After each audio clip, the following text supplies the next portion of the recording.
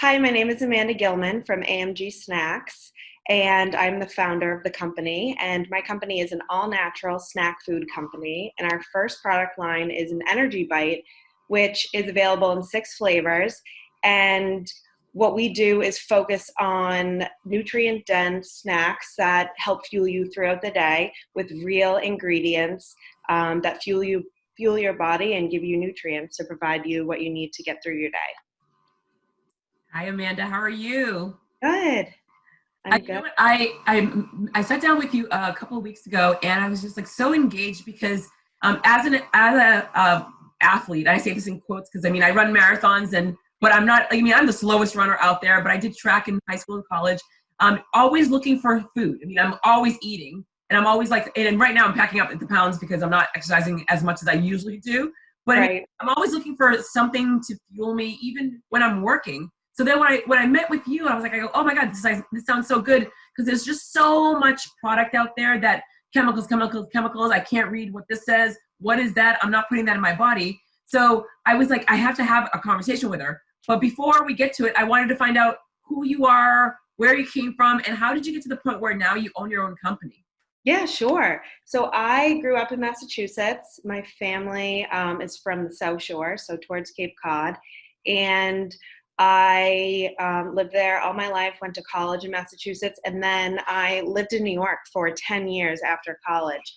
And I worked on Wall Street at an investment bank.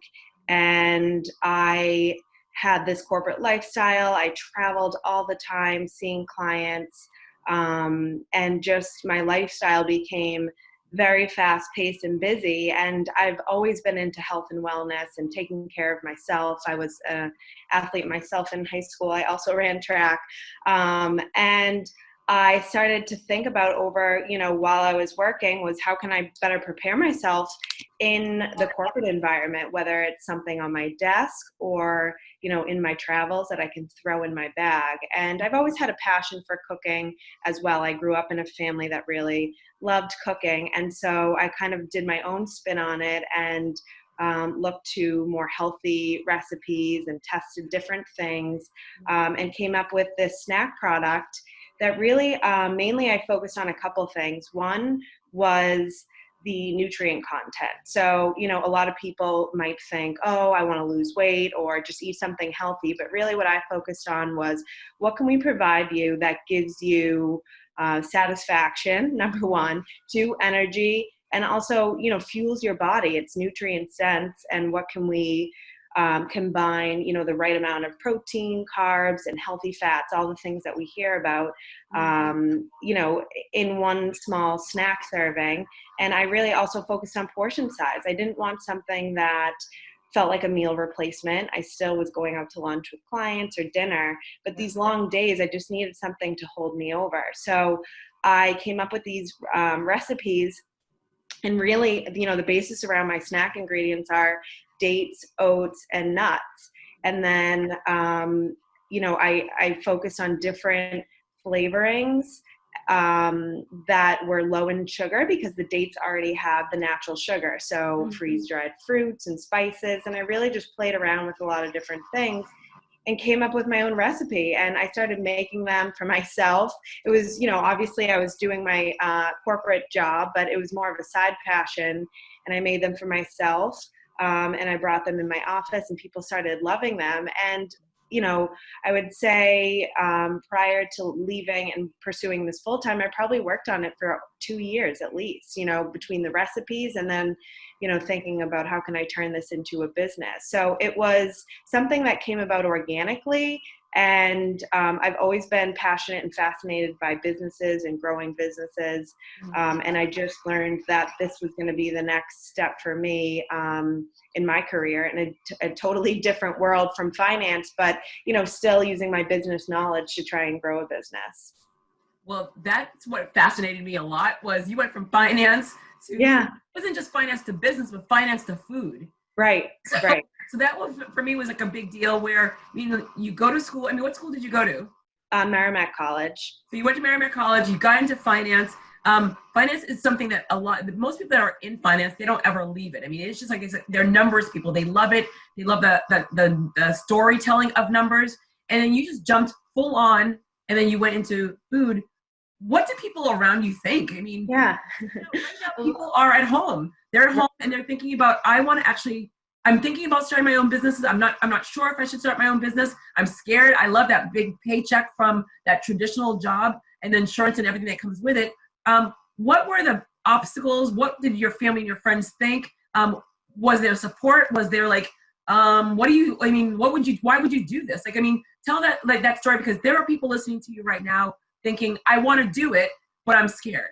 Right. Yeah. I think you do have to have somewhat of a thick skin. You're going to get a lot of those hard questions. And I think for me, I had done that job for 10 years, and I had always been the type of person that, I grew up in a family that was get a job, put money towards your 401k, save money to buy a home. So I still have that mindset. I want to build, a life.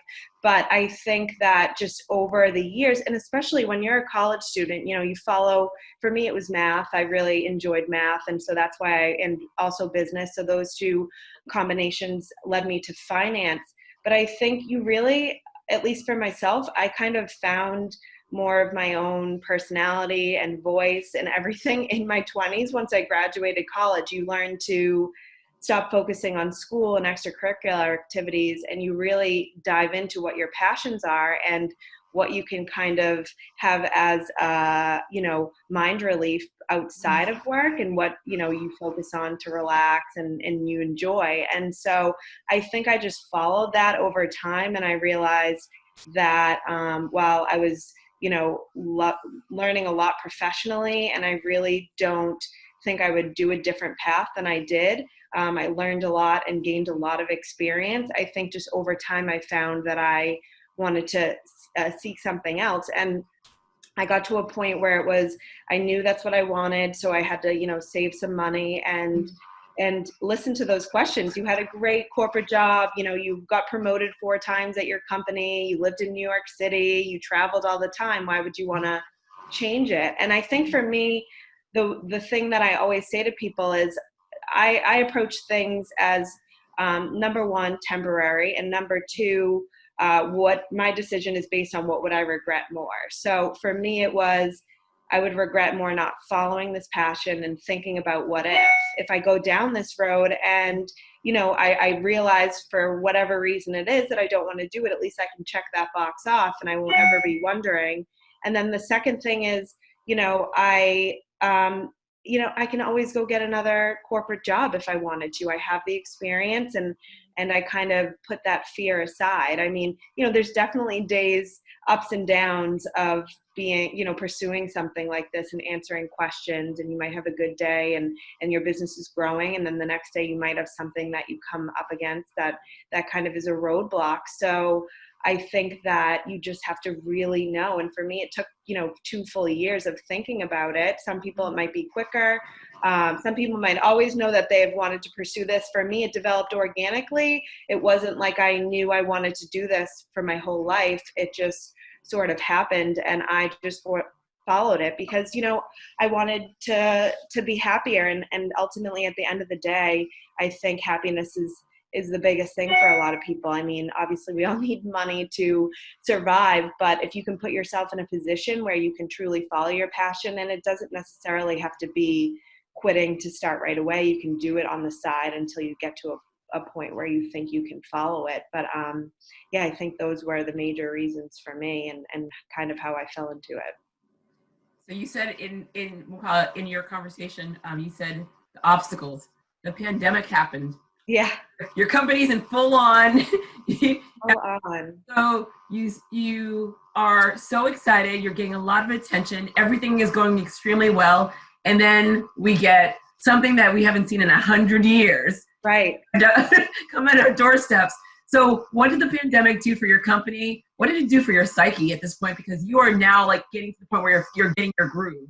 Right. Yeah. And I spent all last year really, working, finding a kitchen and developing the product out a bit more and just getting everything in line. So I really launched in December. So I only had a couple months of full operation where I was starting to just get off the ground. And as you said, and you and I had talked about, I had a lot of momentum going. So I was getting excited, and I had 6 months of just time off from my corporate world where I was preparing. And now I'm in sales and go, and I want to grow. And I know that, businesses take time to grow, but I see the bigger picture. So I'm all ready to go. And I think when the pandemic hit, at first I was very unsure of what was going to happen, what I should do. Now I feel like everyone feels lucky that they even had a job. So for me, it was a lot of mental, thoughts of, should I have stayed at my job? Unemployment rate is through the roof.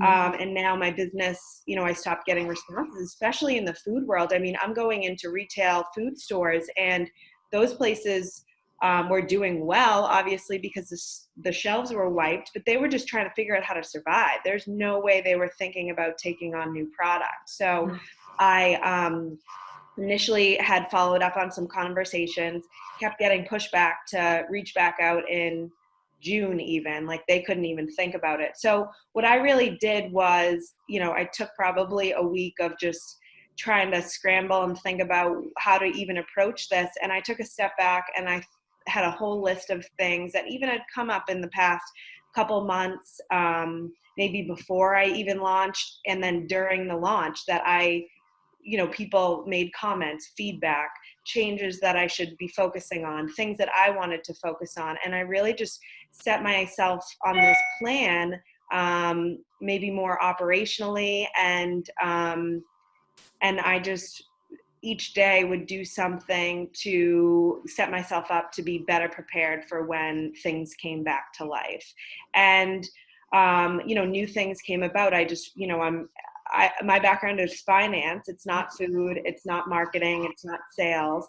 So I started looking for, free online classes to take, to learn about, digital marketing, things like that. And reaching out to people in my network who are in the food world, just to get some advice on what they think I should be doing. And I really just came up with a specific task to do each day to set myself up and stay on track for when things got back on track. And honestly, I look back, and a lot of those things, I think that if I didn't have the time to do that, they might have just fell to the wayside, and I might have been scrambling along the way. So I think it's, a blessing. Obviously, it's pandemics are never good, but when you think about just taking a minute and a breather, as I had just launched my company, I look back and hope that this time will help me be on a better path going forward. So you mentioned in regards of being prepared for when you open. In a perfect world, we go back to normal, the new normal. What's that first day going to look like for you? What are the things and tasks that you want to make sure that you are prepared for that first day? Yeah, I think for me, and it's kind of different because I don't, it's not like I operate in the storefront. So my first day back is a little different for me to think about. But I think just when everyone's ready to go in full force, and it might more happen over time in my mind, I am really focusing on sales and growth and just getting back out in front of people, sending samples, following up with them, hopefully meeting them in person so they can hear my story, because it's a big part of my brand and what I'm trying to do. And I really just want to focus on growing and getting my product out there and brand awareness and building that. So hopefully I can start to meet with people in person and give the samples in person, because right now I'm really just mailing them out, and it kind of goes, into this black hole of, did they get it? I haven't heard from them, when to follow up, and all of that. So really setting up in-person meetings is the best way to go.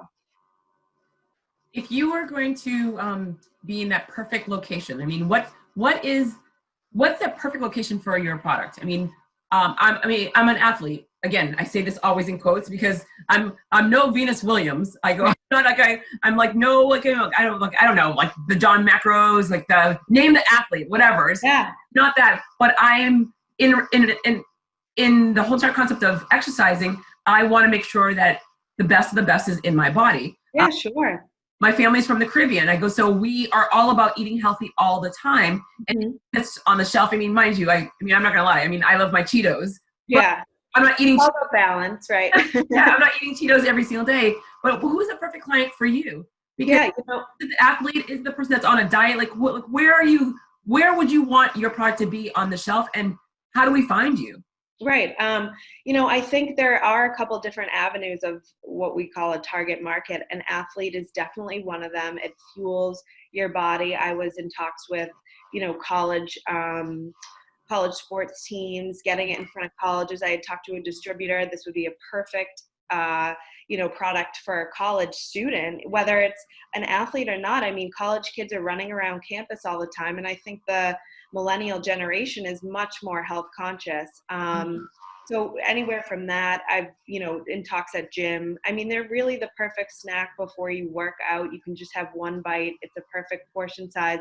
One bite's under 100 calories, and it gives you the balance you need to push you to that workout. I mean, I'm a morning workout person, but I know you shouldn't work out on an empty stomach. So a lot of times I'll have this, and it doesn't fill me up to the point where I feel like sick working out. It's the perfect balance. So definitely in gyms. I think, for me, the reason I created this was for travel. So I have been, a lot of places that I've been thinking about are hotels, and I just got into one hotel. Obviously that whole world, we'll see how long it takes to come back to normal, but hotels was a big one for me, and hopefully airport someday, grab at the airport. I mean, the reason I created this also was because I was grabbing like a protein bar, and a lot of those are, pretty caloric, and again, a meal replacement. And honestly, the texture really bothered me. I have TMJ, which just basically means my jaw clicks. And that was a huge reason I created this product. I needed something more manageable for my jaw and a better texture. So the travel, world and the grab and go places, I've gotten into a lot of juice bars and cafes. You grab it when you grab your coffee or your, salad or smoothie, you grab a bag for later. And then the ultimate goal is for me to get into, bigger scale stores, like a Whole Foods is definitely high up on my list. It's a perfect, the mission really aligns. I'm looking for someone who really cares about understanding the ingredients. And even, I say that myself, and a lot of times I'll grab a product that I think is all natural, or I think I know the ingredients, but when you really look at the ingredient label, more times than not, there's one thing I don't understand. So I've really tried hard to keep, and we're coming out with new flavors, and each time we do a new flavor, I'm really focused on sticking to that and making sure that our customer can understand what they're putting into their bodies. So that's really where, the people who care about that, like me, are going to be the big customers of mine. I think that that's one of the things where I get frustrated with all the time when I go into any store, and a health food store or a regular convenience store, because regular convenience stores has realized more, yes, there's that section for junk, but you have to have all the healthier options because the newer generations are looking for those healthy options. The baby boomers are looking to stay healthy, to live longer. And so to be able to find something that is really good is a very hard fit. This market space is very, very, very, very dense. How do you get out? I mean, what makes your product better and tastier than, I don't know, a Luna bar? I mean, there's just so many things, and it's so confusing. And it's like, I call it like it's, I use the example of what's it called? From Maine, the author that writes scary books, drawing a blank on his name. I'll think in quick seconds. Steve, no. Oh my God, this is one of those moments where this is when I don't edit. I'm thinking of his name. He's from Maine. He writes scary books. But if you read enough of his books, they all sound the same. So when you're eating enough of these candy bars or granola bars or nutritional bars, they all eventually start tasting the same. What makes your product stand out? Yeah. And that's, the reason I made this into a bite size was for that reason, to really make it stand out. I don't want it's not a bar. It's in the shape of a ball form. I like to call it, a bite. And it really is that. It's a 2-bite snack. You don't have to have the whole bar. I feel like when you open those, you kind of are committed to the whole thing. You might fold it up, but chances are you're not going to eat the rest of it, or you're going to throw it out, or you'll just eat the whole thing. So I made this in a resealable bag, so you can just have one or two throughout your day. And really, the main thing I focused on was texture. I think that a lot of the products out there left me unsatisfied in terms of texture. So I worked Texture, really they're hard. grainy. Some of them are grainy. Some of them taste like. Yeah. I mean, yes, you're right. They all have. They say what to boost yourself, but the taste is just like, this is not real food. Right. Yeah. So I really focused on the real ingredients, the texture, and then the portion size, and creating something that, you can seal it back up and throw it in your bag and have it later. I mean, that's a major thing for me. I have had people, come to me with a 2-bite or just a one pack, one serving size pack. So I will be rolling out with that. And, everyone's different. So I'm totally open to listening to different things. But that was my mindset of why I created this, something that you don't just have to have, the whole thing. You can save it for later. And they are the right size. So you don't feel like you have to eat this, meal replacement size portion. Would you ever consider, and this is just me, because this is me just like throwing this out there, would you ever consider going back to the financial world, as in bringing your product into the financial world? Because you're thinking, you were in an industry that, you said it best, you traveled a lot, you were in long meetings, long days. And so this is like you were going after the list of all the places that you are targeting, that you are working, that you've gotten like attention. But you didn't mention the industry that you know the best, because you were in it. But this is an industry that everyone knows. When it comes to finance, they're working long hours, and seeing a home cooked meal outside of a restaurant is just pretty much nil. Yeah, no, definitely. I mean, I think before all this happened too, and I probably didn't mention it because it's in the back of my mind for now, but I was in talks with workplace kitchens, companies that supply, kitchens, and it was a big, I had sent out samples and they were testing it and they were, loving it. And they had asked for the more 2-bite pack, because these companies supply their employees with snacks. Most of the times the employees aren't buying them. So they want to give them just a one portion, not something that they can, go grocery shopping basically. But I think workplace kitchens would be huge. And, even now companies are really sending out maybe care packages to employees. So I'm exploring that avenue as well. It's just getting a little tricky with obviously the whole coronavirus. I mean, I've heard friends say they're not even going to go back to the office this year. So yeah, and it's just going to be, how do I reach out to those people who are working from home? Because you're still working long hours from home. If not longer. Yeah, right. And it's all about convenience. Like even myself, this morning I was running around and I wanted to have breakfast, and I was, automatically was like, oh my gosh, I kind of want a donut, and that would be grab. But it's all about, if you're being prepared and you have the snack on hand or something right next to you, you're not going to make that bad choice. You're just going to grab that, and then, you go on with your day. You're not thinking about hunger anymore because you've now satisfied that, and you wait until dinner. So it's all about whether you're at home, whether you're on the road. I keep these in my car, whether you're traveling or at work eventually. It's all about being prepared and keeping things at your desk, at your workspace, at home, in your car, whatever you're doing. And I know it's easier said than done. I mean, myself included. But that would be the goal. So it's just going to be trying to reach out to people. And that's, another thing I've been thinking about. How do I get to more people during all this directly? Because people are online more, on social media more. They have a little bit more flexibility in terms of how they go about their day, and that's how they're looking for products, is all online.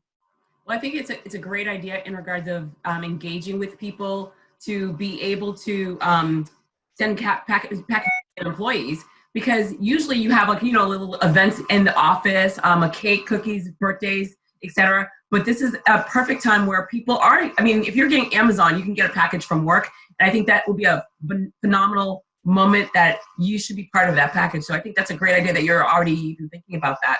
Yeah, and I'm one of the things I did work on that is a huge part of my brand and what I'm trying to do during this whole coronavirus thing is I'm coming up with a social media plan and a whole schedule for the next 6 months, say. You really need to come up with a good plan to engage people. And one of the biggest things that I'm thinking about is I don't just want pictures of my product, because, you know, how many times can you see that over and over, and how can I get to people? And I really want to educate people on why these ingredients are good for you, because we can be told all day long what to eat and we will do it because we're told it's good for you, but you really need to know why. And why am I eating, you know, a date versus sugar, processed sugar? So I've partnered with a nutritionist who has come up with, you know, all these quotes on why these ingredients are good for you. And I'll be launching that initiative over the next month, along with photos of my, you know, my product and everything, and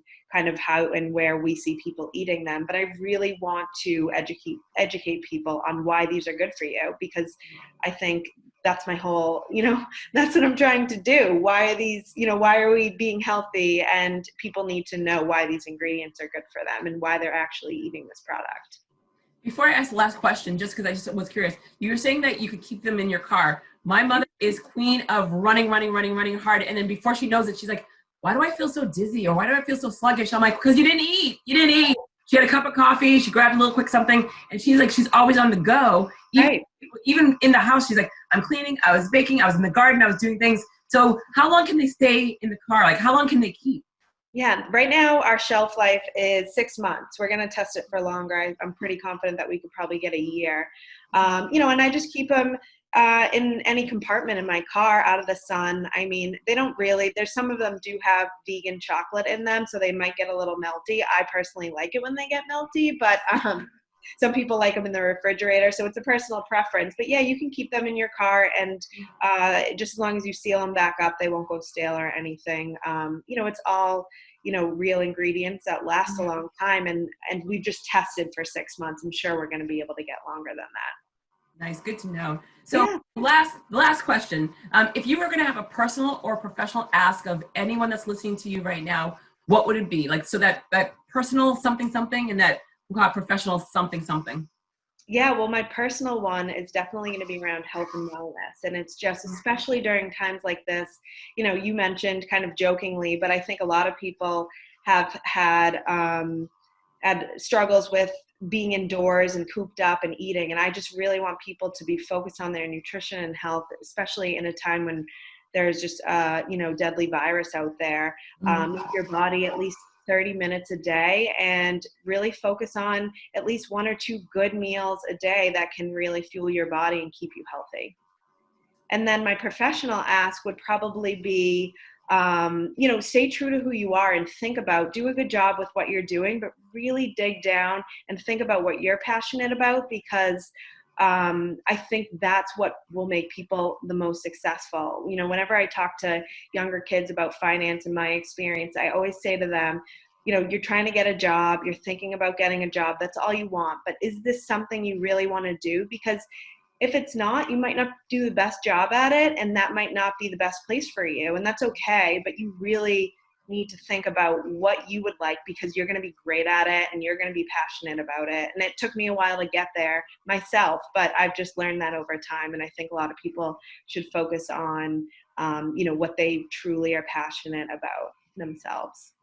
I love that answer so much, especially now. I mean, you have all these young people that are getting out of school or just started their career, and now their jobs no longer exist. And they're like, what am I doing with myself? Where am I supposed to be? How is this going to pan out? And then you have like over 40 million people that have lost those jobs. And some of those people are like thinking, that's not the job that I wanted to be at anyway. And so just to figure out outside of the anxiety, because the anxiety is high for everybody, but outside of that anxiety, how do we figure out what do we love the most that we can do, that we can financially be secure, that we can take care of our families, that we can take care of ourselves? I mean, the balance is really hard, where doing what I love versus what I have to do. But you were smart enough where you continued your job as you were growing your passion. Sometimes people are assuming I have to jump ship just to do it, and I have no money and I'm struggling, and they're not realizing you can do every single job, whether it's an Uber driver, whether it's Airbnb, it doesn't matter. Whatever you can create to make that financial backing, so that way you're able to hit that passion, is great. And I love that you just said that, because it's a reminder to everyone that at the end of the day, you have to be happy. And we know that saying where like I was laying in on my deathbed, oh my God, I didn't work hard enough. It's not about that. It's like, it's about what we are surrounding ourselves with that we love. Yeah, exactly. And like you said, look, I mean, we're all realistic about the financial needs. So you just got to have that balance. And maybe you do take this job, and maybe you start thinking about, well, what do I like about it? What do I don't like about it? What can I do to maybe transition myself? And if you just keep an open and honest, with my boss over the years, we've started to keep this open communication, and it just led to better, more productive things. And I think early on, I was just felt lucky to have a job and happy to be there. And that just mindset changed over time. So if you can, focus on your job and getting paid and funding your life, but also start to think about what you like, what you don't like. And then I think, try something new, or maybe for me, it was just doing one thing a day, productive. And then all of a sudden I had this company in front of me, and it truly was that. It's not, I look back and it's like, wow, I can't believe it's here. But it was because I just focused on one task every day and just stuck to that. I love it.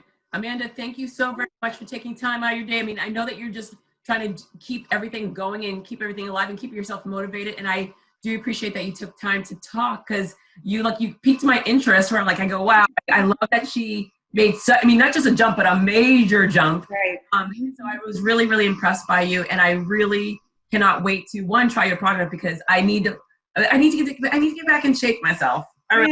I decided that I wasn't going to run the Chicago Marathon this year. And I was like, oh yeah, that was my reason of training and getting in shape. And now I need something to motivate myself. So let's just start with something of a snack to get me going. Something simple. Yeah. I think it's all about just taking small steps, and then it'll become more of a habit. Absolutely. Thank you. Have a wonderful day, and I will talk to you soon.